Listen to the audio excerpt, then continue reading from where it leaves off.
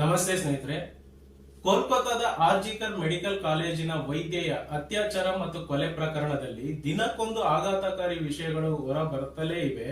ಇವನ ಮೇಲೆ ಅವನ ಮೇಲೆ ಇನ್ನೊಬ್ಬ ಅಂತೇಳಿ ಅತಿ ಪ್ರಬಲರ ಹೆಸರುಗಳು ಹೊರ ಬರುತ್ತಲೇ ಇದ್ರು ಅವ್ರ ಮೇಲೆ ಯಾವುದೇ ಕ್ರಮ ತೆಗೆದುಕೊಳ್ತಿಲ್ಲ ಅಂತೇಳಿ ವಿನೂತನ ರೀತಿಯಲ್ಲಿ ಪ್ರತಿಭಟಿಸಿದ ವೈದ್ಯ ಒಬ್ರು ಪೊಲೀಸ್ ಕಮಿಷನರ್ ಅವರಿಗೆ ಆರ್ಟಿಫಿಷಿಯಲ್ ಸ್ಪೈನ್ ಅಂದ್ರೆ ಪ್ರಯೋಗಾಲಯದಲ್ಲಿ ಸಿಗುವಂತ ಕೃತಕ ಬೆನ್ನು ಹುರಿಯನ್ನ ಕೊಡ್ತಾರೆ. ಅಂದ್ರೆ ದಯವಿಟ್ಟು ಸ್ಪೈನ್ಲೆಸ್ ಆಗಿರಬೇಡಿ, ಅಂದ್ರೆ ಬೆನ್ನು ಹುರಿ ಇಟ್ಟುಕೊಂಡು ನಿರ್ಭೀತರಾಗಿ ತನಿಖೆ ಮಾಡಿ ಸರಿಯಾದ ಕ್ರಮ ತೆಗೆದುಕೊಂಡು ಈ ಪ್ರಕರಣದಲ್ಲಿ ನಿಜವಾದ ಅಪರಾಧಿಗಳಿಗೆ ಶಿಕ್ಷೆ ಆಗೋ ತರ ನೋಡ್ಕೊಳ್ಳಿ ಅಂತ ಕೇಳ್ತಿದ್ದಾರೆ. ಸ್ನೇಹಿತರೆ, ಇದೊಂದೇ ಅಲ್ಲ, ಹಲವು ಬಾರಿ ಭಾರತದ ಸರ್ವೋಚ್ಚ ನ್ಯಾಯಾಲಯವೂ ಸಹಿತ ಸಿಬಿಐ ಅನ್ನು ಕೇಜ್ಡ್ ಪ್ಯಾರೆಟ್ ಅಂದ್ರೆ ಪಂಜರದ ಗಿಳಿಯಂತೆ ವರ್ತಿಸಬೇಡಿ, ಕೆಲವರ ಇಶಾರೆ ಮೇರೆಗೆ ಕೆಲಸ ಮಾಡಬೇಡಿ, ನಿರ್ಭೀತರಾಗಿ ತನಿಖೆ ಮಾಡಿ ಕ್ರಮ ವಹಿಸಿ ವರದಿ ಒಪ್ಪಿಸಿ ಅಂತೆಲ್ಲ ತಾಕೀತು ಮಾಡ್ತಾನೆ ಬರ್ತಿದೆ. ಆದರೂ ಸಿಬಿಐನಂತ ಉನ್ನತ ತನಿಖಾ ಸಂಸ್ಥೆಯದ್ದೇ ಈ ಪರಿಸ್ಥಿತಿ ಅಂದ್ರೆ ಇನ್ನು ನಮ್ಮ ಸ್ಥಳೀಯ ಪೊಲೀಸ್ ವ್ಯವಸ್ಥೆ ಅಸಹ್ಯ ಎನಿಸುವಷ್ಟು ಕಳಪೆ ಮಟ್ಟದಲ್ಲಿದೆ. ನಿರ್ಭೀತರಾಗಿ ದಕ್ಷತೆಯಿಂದ ಪ್ರಾಮಾಣಿಕರಾಗಿ ಕೆಲಸ ಮಾಡೋದಕ್ಕೆ, ಶಾಂತಿ ವ್ಯವಸ್ಥೆ ಕಾಪಾಡೋದಕ್ಕೆ ನಮ್ಮ ಈ ಪೊಲೀಸ್ ವ್ಯವಸ್ಥೆಗೆ ಅಷ್ಟು ಕಷ್ಟ ಯಾಕೆ? ಕಾರಣ ಹುಡುಕ್ತಾ ಹೊರಟ್ರೆ ಮತ್ತದೇ ಕೊಳಕು ರಾಜಕಾರಣದತ್ತ ಮುಖ ಮಾಡ್ತೇವೆ. ಸ್ನೇಹಿತರೆ, ಕೋಲ್ಕತ್ತಾದ ವೈದ್ಯೆಯ ಅತ್ಯಾಚಾರ ಮತ್ತು ಕೊಲೆ ಪ್ರಕರಣ ನಮಗೆ ನಮ್ಮ ವ್ಯವಸ್ಥೆ ಎಷ್ಟೋ ಹುಡುಕುಗಳನ್ನ ತೋರಿಸ್ತಿದೆ. ಅದರಲ್ಲಿ ಒಂದು, ಪೊಲೀಸರು ನಿರ್ಭೀತರಾಗಿ ಸ್ವತಂತ್ರರಾಗಿ ಪ್ರಾಮಾಣಿಕರಾಗಿ ಕೆಲಸ ಮಾಡಲು ಆಗದೇ ಇರುವಂತ ಪರಿಸ್ಥಿತಿ. ಕಾರಣ ಸಿಂಪಲ್, ಒಬ್ಬ ಕ್ರಿಮಿನಲ್ ರಾಜಕಾರಣಿಯ ಮಾತಿಗೆ ಸರಿ ಅನ್ನದಿದ್ರೆ ಅಧಿಕಾರಿಗಳ ಟ್ರಾನ್ಸ್ಫರ್ ಅಥವಾ ಸಸ್ಪೆನ್ಷನ್ ಶತಸಿದ್ಧ ಅನ್ನೋ ಒಂದು ರೂಢಿಗತ ಪ್ರಕ್ರಿಯೆ. ಇದರ ವಿರುದ್ಧವಾಗಿ ಈಗಲಾದ್ರೂ ಕೋಲ್ಕತ್ತಾದಲ್ಲಿ ಪ್ರತಿಭಟನೆ ಮಾಡ್ತಾ ತನಿಖಾಧಿಕಾರಿಗಳಿಗೆ ಸ್ಪೈನ್ ಬೋನ್ಸ್ ಅಂದ್ರೆ ಬೆನ್ನುಹುರಿಗಳು ತಲುಪಿಸ್ತಾ ಇದ್ದಾರೆ ಅನ್ನೋದು ಪ್ರಶಂಸನೀಯ ವಿಷಯ. ಅವರಿಗೆ ನಮ್ಮದೊಂದು ಸಲಾಮ್. ಮತ್ತು ಅನ್ಯಾಯವಾಗಿ ಸಾವನ್ನಪ್ಪಿದ ಆ ಹೆಣ್ಣು ಮಗಳಿಗೆ ನ್ಯಾಯ ಸಿಗಲಿ ಎಂದು ಆಶಿಸುತ್ತಾ, ಸ್ನೇಹಿತರೆ, ಇಂತಹ ಬುದ್ಧಿವಂತಿಕೆಯನ್ನ ನಾವು ತೋರಿಸಬೇಕಿರೋದು ಇಂತಹ ಹೀನ ಕೃತ್ಯಗಳು ನಡೆದ ಮೇಲೆ ಅಲ್ಲ, ನಡೆಯೋದಕ್ಕೆ ಮುಂಚೆ.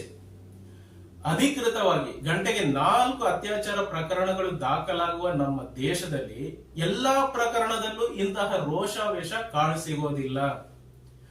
ಒಂದಷ್ಟು ರಾಜಕಾರಣ, ವೈದ್ಯರ ವರ್ಷಗಳ ಕೋಪ, ಅಸಹನೆ ಮುಂತಾದ ಕಾರಣಗಳಿಂದ ಈ ಒಂದು ಪ್ರಕರಣ ಪ್ರಪಂಚದ ಎಲ್ಲಾ ಕಡೆ ಇಂದು ಚರ್ಚೆ ಆಗ್ತಿದೆ. ಎಲ್ಲಾ ಪ್ರಕರಣಗಳಿಗೂ ಈ ರೀತಿ ಪ್ರಚಾರ ಸಿಗೋದಿಲ್ಲ, ಚರ್ಚೆ ಆಗೋದಿಲ್ಲ. ನಿಮ್ಮ ಮನೆಗಳಿಗೆ ಬೆಂಕಿ ಬಿದ್ದಾಗ ನೀರಿಗಾಗಿ ಬಾವಿ ತೋಡೋದು ಅವಿವೇಕತನ. ಅಗ್ನಿಶಾಮಕ ಪರಿಕರಗಳನ್ನ ಸಿದ್ಧವಾಗಿ ಇಟ್ಟುಕೊಳ್ಳೋದು ಬುದ್ಧಿವಂತಿಕೆ. ಸೊ ಈಗ ನಮ್ಮ ಸ್ಥಳೀಯ ಮಟ್ಟದಲ್ಲಿ ನಮ್ಮ ಸುರಕ್ಷತೆ ಮತ್ತು ಶಾಂತಿ ವ್ಯವಸ್ಥೆಗಾಗಿ ನಾವೇನು ಮಾಡಬೇಕು? ನಮ್ಮ ಪೊಲೀಸರಿಗೆ ನೀವು ರಾಜಕಾರಣಿಗಳ ಕಾವಲು ಕಾಯೋ ಸೇವಕರಲ್ಲ, ಅವರಿಚ್ಛೆಯಷ್ಟೇ ನಿಮ್ಮ ಕಾಯಕಲ್ಪವಲ್ಲ. ನೀವು ನ್ಯಾಯ ವ್ಯವಸ್ಥೆ ಕಾಪಾಡಲು ನೇಮಿಸಿರುವ ಅಧಿಕಾರಿಗಳು ಅಂತ ಅವರಿಗೆ ಅವರ ಕೆಲಸವನ್ನ ನೆನಪಿಸಬೇಕಿದೆ. ಆದ್ರೆ ಅದಕ್ಕೂ ಪ್ರಮುಖವಾಗಿ ನಾವು ಕಳ್ಳಕಾಕರನ್ನ, ರೌಡಿ ಕ್ರಿಮಿಗಳನ್ನ, ಸಮಾಜ ಘಾತುಕರನ್ನ ನಮ್ಮ ಪ್ರತಿನಿಧಿಗಳನ್ನಾಗಿ ಆರಿಸುವುದನ್ನು ನಿಲ್ಲಿಸಬೇಕಿದೆ. ಒಬ್ಬ ನಿಜವಾದ ಪ್ರಾಮಾಣಿಕ ಪ್ರಜಾಪ್ರತಿನಿಧಿಗೆ, ಪ್ರಜಾ ಕಾರ್ಮಿಕನಿಗೆ ಯಾವುದೇ ಪೊಲೀಸ್ ಅಧಿಕಾರ ಮೇಲೂ ನಿಯಂತ್ರಣ ಬೇಕಾಗಿಲ್ಲ. ಪೊಲೀಸರ ಕರ್ತವ್ಯ ಭ್ರಷ್ಟತೆಯನ್ನು ಪ್ರಶ್ನಿಸಲು ಮತ್ತು ದಂಡಿಸಲು ನ್ಯಾಯಾಂಗಕ್ಕೆ ಅಧಿಕಾರವಿರಬೇಕೇ ಹೊರತು ರಾಜಕಾರಣಿಗಳಿಗಲ್ಲ. ನ್ಯಾಯ ವ್ಯವಸ್ಥೆ ನಿಧಾನವಾಗಿದೆ, ನ್ಯಾಯ ಸಿಗೋದು ತಡವಾಗುತ್ತೆ, ರಾಜಕಾರಣಿಗಳ ಹತ್ರ ಥಟ್ ಅಂತ ಕೆಲಸ ಆಗುತ್ತೆ ಅನ್ನೋ ನಮ್ಮ ಬಾಲಿಶ ಯೋಚನೆಗಳೇ ವ್ಯವಸ್ಥೆಯನ್ನ ಇಷ್ಟು ಹದಗೆಡಿಸಿದೆ. ಯೋಗ್ಯ ಮತ್ತು ಪ್ರಾಮಾಣಿಕರನ್ನ ಆರಿಸಿ ಕಳಿಸಿ ನೋಡಿ, ಅವರು ಎಷ್ಟು ಬೇಗ ನ್ಯಾಯ ವ್ಯವಸ್ಥೆಯನ್ನ ಸುಧಾರಿಸುವಂತ ಕೆಲಸ ಮಾಡ್ತಾರೆ ಅಂತ. ನ್ಯಾಯ ವ್ಯವಸ್ಥೆಯ ಇಂದಿನ ಅಯೋಮಯ ಸ್ಥಿತಿಗೆ ಕಾರಣ ನೀವು ಆರಿಸಿ ಕಳಿಸಿರೋ ಕಳ್ಳ ಖದೀಮರು.